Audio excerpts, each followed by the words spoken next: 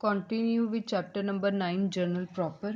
In this video we are going to discuss another topic of this chapter, that is closing entries.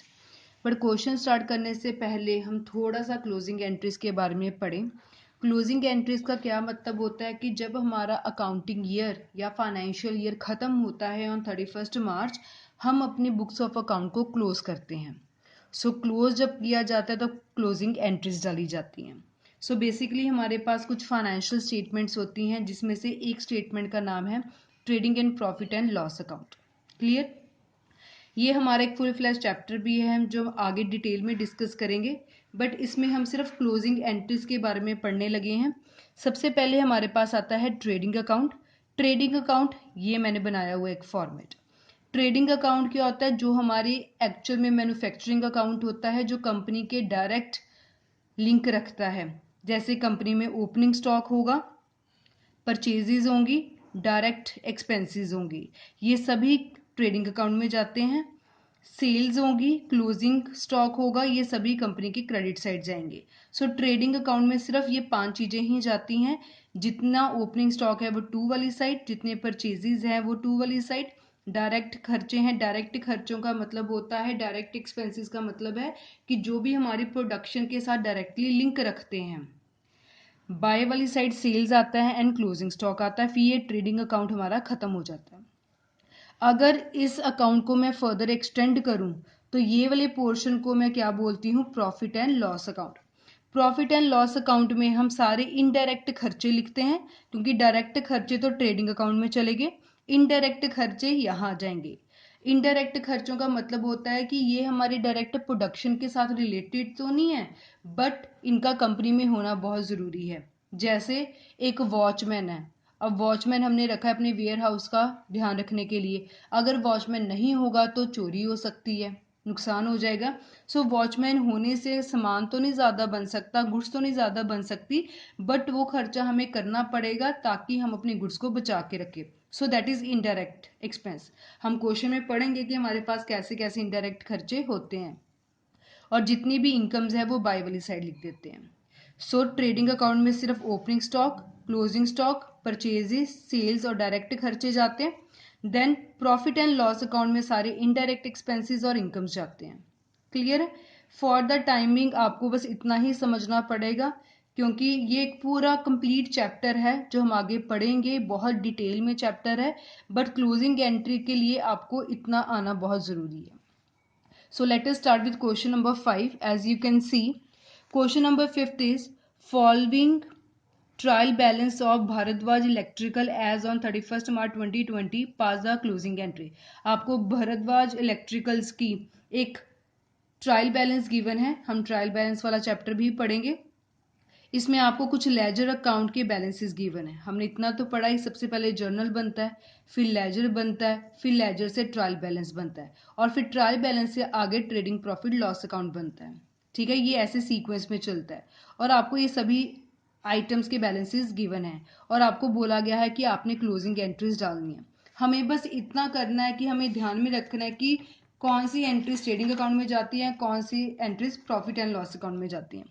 सबसे पहले purchases ये जाता है हमारा ट्रेडिंग अकाउंट में, कैरेज इनवर्ड ट्रेडिंग अकाउंट में, एक्साइज ड्यूटी ट्रेडिंग अकाउंट में, stock हमारा जाता है ट्रेडिंग अकाउंट में। क्लियर? जो मशीनरी है ये हमारे लिए फिक्स्ड एसेट है, फिक्स्ड एसेट हमेशा बैलेंस शीट में जाती है। डेप्रिसिएशन ये हमारा इनडायरेक्ट एक्सपेंस है, ये जाएगा प्रॉफिट एंड लॉस अकाउंट में। सैलरी भी इनडायरेक्ट एक्सपेंस है, प्रॉफिट एंड लॉस अकाउंट में। एडवर्टाइजमेंट इनडायरेक्ट एक्सपेंस है, प्रॉफिट एंड लॉस अकाउंट में। Interest on loan indirect expense है, प्रॉफिट एंड लॉस अकाउंट में। बैंक बैलेंस हमारा जाता है बैलेंस शीट में, बिकॉज ये हमारे लिए एसेट होती है। ड्राइंग्स हमारी जाती हैं बैलेंस शीट में, बिकॉज ये हमारी कैपिटल को कम करती है, और capital is a part of balance sheet. Then sales ये हमारी ट्रेडिंग अकाउंट में जाती है, कैपिटल ये हमारे बैलेंस शीट में जाती है। क्रेडिटर्स लाइबिलिटी हैं, सो ये भी बैलेंस शीट में लाइबिलिटी साइड जाएंगे। सैलरी आउटस्टैंडिंग एक लाइबिलिटी है, सो जो लाइबिलिटी होती है वो बैलेंस शीट में जाती है liability side. Interest on deposit ये हमारे लिए एक तरह की इनकम है, जो इनकम होती है वो हमारे प्रॉफिट एंड लॉस में इनकम साइड जाती है। देन कमीशन रिसीव्ड, ये भी हमारे लिए इनकम है, ये प्रॉफिट एंड लॉस अकाउंट में इनकम साइड जाएगी। सो और लास्ट में आपको गिवन है स्टॉक ऑन 31 मार्च, ये हमारा क्लोजिंग स्टॉक है, और जो क्लोजिंग स्टॉक होता है वो जाता है हमारा ट्रेडिंग अकाउंट में। क्लियर? सो सबसे पहले हम ट्रेडिंग अकाउंट की डालते हैं। जैसे हमने अभी सीखा, अगर हमने इस साइड की एंट्री डालें तो यहाँ ओपनिंग स्टॉक, परचेजेस और डायरेक्ट खर्चे आते हैं। पहले हम इस साइड की एंट्री डालते हैं।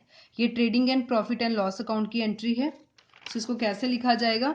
सबसे पहले हम लिखेंगे, ये एंट्री हम डाल रहे हैं 31 मार्च 2020 की। सो फर्स्ट एंट्री बनेगी, हमने डेबिट साइड की एंट्री डालनी है। सो ट्रेडिंग अकाउंट को क्या करेंगे? डेबिट।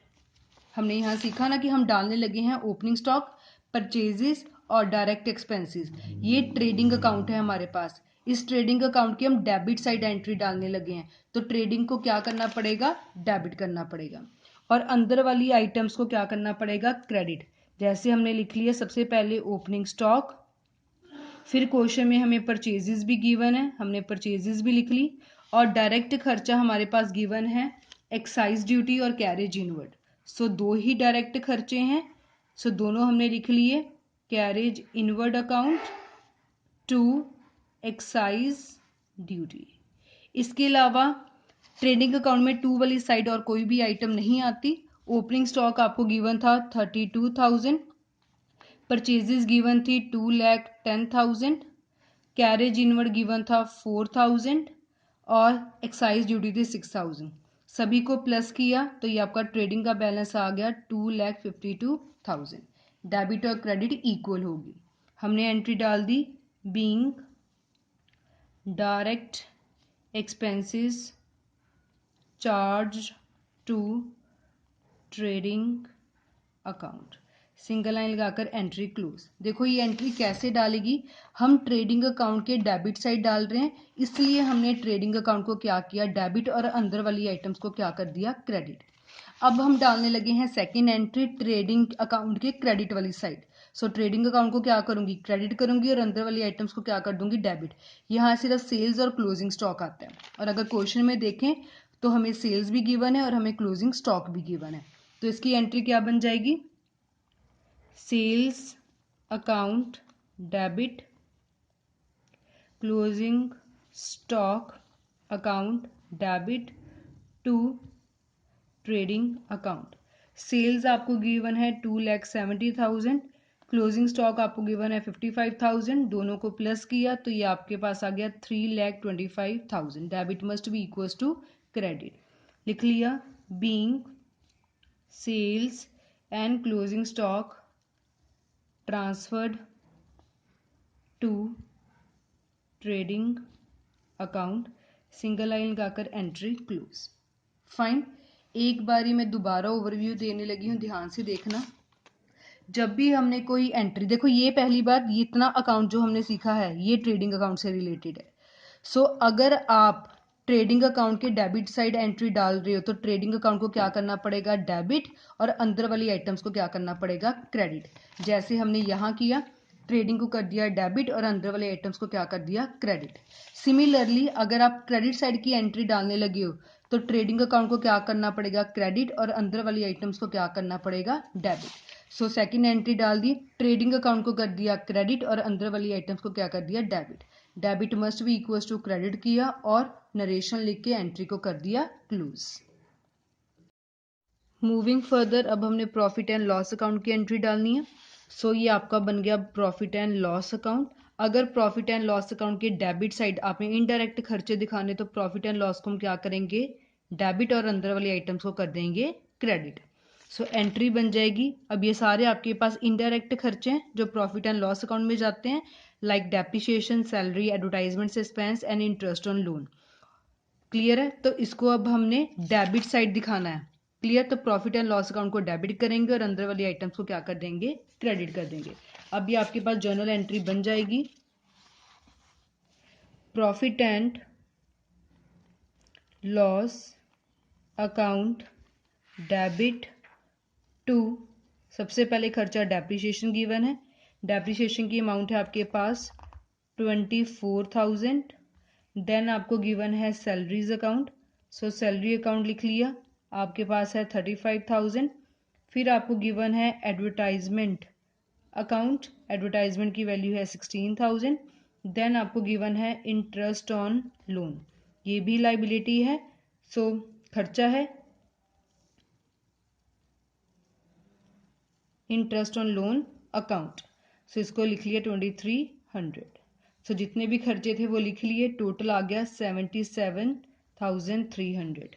नरेशन लिख ली, being indirect expenses transferred to profit and loss. Clear. अब हम डालने लगे हैं प्रॉफिट एंड लॉस अकाउंट के क्रेडिट साइड वाली। So profit and loss account में साइड जितनी भी इनकम्स हैं वो आती हैं। अगर हम क्वेश्चन में ध्यान दें तो इनकम आपको दो गिवन है, interest on deposit and commission received. So यहाँ लिख देंगे by interest on commission, by commission received. अब हमने क्रेडिट साइड की एंट्री डालनी है। So profit and loss account को क्या करना पड़ेगा, क्रेडिट, और अंदर वाली आइटम्स को क्या करना पड़ेगा, डेबिट। सो एंट्री कैसे लिखेंगे, सबसे पहले इंटरेस्ट ऑन डिपॉजिट है, सो यहाँ लिखेंगे हम interest on deposit account debit, ये आपको गिवन है 1500। फिर आपको गिवन है commission received, so commission received account debit, ये आपको गिवन है 2500 to profit and loss account, being income transferred to profit and loss account. So total किया, ये आपके पास आ गया 4000। Debit must be equal to credit. Same वही बात है, जब आपने प्रॉफिट एंड लॉस अकाउंट की डेबिट साइड वाली एंट्रीज डाली तो प्रॉफिट एंड लॉस को डेबिट कर दिया, और जब आपने उसकी क्रेडिट साइड की एंट्रीज डाली तो प्रॉफिट एंड लॉस अकाउंट को क्रेडिट कर दिया, जैसे हमने ट्रेडिंग अकाउंट में किया था। क्लियर। एक बार दोबारा अगर हम देखें, ये ट्रेडिंग अकाउंट था, इसके आपने डेबिट साइड एंट्री डालनी थी, तो अंदर वाली आइटम्स को आपने क्रेडिट किया और ट्रेडिंग अकाउंट को डेबिट किया। अगर आपने इस साइड की एंट्री डालनी है तो ट्रेडिंग अकाउंट को क्रेडिट किया, अंदर वाली आइटम्स को डेबिट किया। सिमिलरली ये आपका प्रॉफिट एंड लॉस अकाउंट है, अगर आपने डेबिट साइड की एंट्री डालनी है तो प्रॉफिट एंड लॉस अकाउंट को डेबिट करना है, अंदर वाली आइटम्स को क्रेडिट करना है। अगर आपने प्रॉफिट एंड लॉस की क्रेडिट साइड की आइटम डालनी है तो अंदर वाली आइटम को डेबिट करना है और प्रॉफिट एंड लॉस अकाउंट को क्रेडिट करना है। जिस साइड की एंट्री डालनी है उस मेन अकाउंट को, अगर डेबिट साइड की डालनी है इस मेन अकाउंट को डेबिट करो, अगर क्रेडिट साइड की डालनी है इस मेन अकाउंट को क्रेडिट करो। अगर आपने ट्रेडिंग अकाउंट की डेबिट साइड की डालनी है तो ट्रेडिंग अकाउंट को डेबिट करो, अगर आपने क्रेडिट साइड की डालनी है तो ट्रेडिंग अकाउंट को क्रेडिट करो। क्लियर है।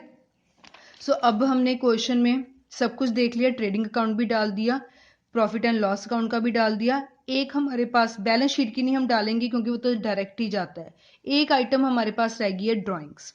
अब ड्राइंग्स वैसे तो चलो हमारी बैलेंस शीट में ही जाती है, बट इसके साथ हमारी कैपिटल के ऊपर इफेक्ट पड़ता है। जो मालिक है कंपनी में से जब ड्राइंग्स करेगा तो उसकी कैपिटल क्या हो जाएगी, रिड्यूस हो जाएगी। क्लियर है। और ये जो ड्राइंग है इसका बैलेंस हम कैपिटल में ट्रांसफर करते हैं, तो इस केस की हम एंट्री कैसे डालेंगे, ये आपके पास आ जाएगा। देखो, जब हमने ड्राइंग्स को कैपिटल में ट्रांसफर किया तो कैपिटल का बैलेंस कम हो गया। मॉडर्न रूल के अकॉर्डिंगली जब लाइबिलिटी कम होती है तो उसको हम क्या करते हैं, डेबिट टू ड्राइंग्स, क्योंकि जब ड्राइंग्स का खर्चा मैंने डाली कैपिटल अकाउंट में दिया तो ड्राइंग्स का कोई मतलब ही नहीं रहा। वैसे हम नॉर्मल एंट्रीज में ड्राइंग को डेबिट करते थे, जब मैंने इसको ट्रांसफर ही कर दिया फिर मेरे लिए तो ये खर्चा खत्म हो गया, इसलिए उसको खत्म करने के लिए ड्राइंग्स को क्या कर दिया, क्रेडिट कर दिया। ठीक है। ड्राइंग्स के डालने के साथ जो है हमारी कैपिटल जो है वो कम हो जाती है, इसलिए इसको हमने क्या कर दिया, डेबिट। नरेशन लिख दी, being drawings transferred to capital account, और ये आपकी अमाउंट है 10,000 की, so 10,000 debit must be equal to credit. So this was about closing entries. Clear. आपको अभी बहुत बेसिक हमने सीखा है कि trading profit loss account balance sheet क्या होती है, उसमें कैसी एंट्रीज डालते हैं। मैं बार बार रिपीट कर रही हूँ, पूरा चैप्टर हम आगे पढ़ेंगे, पूरी डिटेल में पढ़ेंगे। फॉर द टाइमिंग बस इतना ही आपको आना बहुत ज़रूरी है। Fine. So this was about closing entries of chapter journal proper.